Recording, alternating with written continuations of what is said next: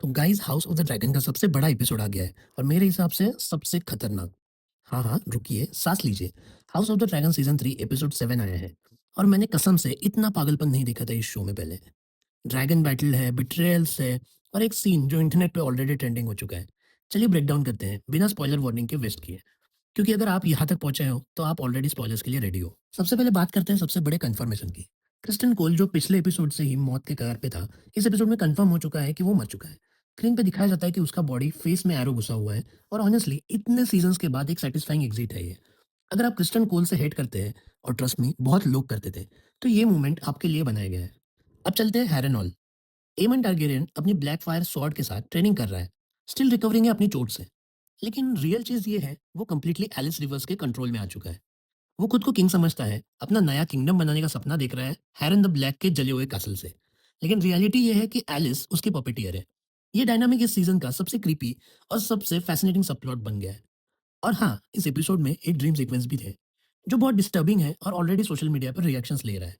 मैं इसकी डिटेल में नहीं जाऊंगा, लेकिन अगर आपने एपिसोड देखा है, आप समझ गए होंगे मैं किसके बारे में बात कर रहा हूँ।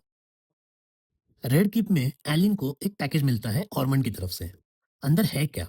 उसके फादर कॉर्लिस का कटा हुआ finger with the Velaryon signet ring अभी भी उसमें है।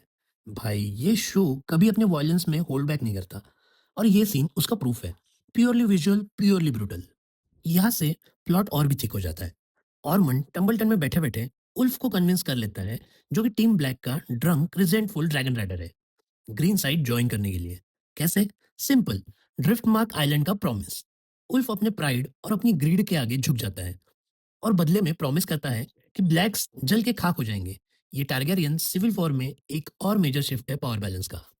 अब ये थोड़ा इंटरेस्टिंग है। लैरिस, एगोन और टाइलन लैनिस्टर तीनों रुक्स रास्ते से भाग रहे हैं, शिप ढूंढते हुए जो उन्हें फ्री सिटीज के ले जाए। लेकिन टाइलन बार बार आर्ग्यू कर रहा है कास्टरले रॉक जाने के लिए, most impenetrable fortress in the realm. रास्ते में उनको रिफ्यूजीज का एक पूरा फ्लड मिलता है, जो कि रिमाइंडर है कि ये वॉर सिर्फ ड्रैगन्स और थ्रोन्स के बारे में नहीं है, कॉमन लोगों की जिंदगी बर्बाद हो रही है। और ऑनेस्टली क्रिटिक्स कह रहे हैं ये तीनों कैरेक्टर्स इस सीजन के सबसे एंटरटेनिंग बन गए हैं। कौन सोचता है एगोन कॉमिक रिलीफ बनेगा इतना डार्क शो में।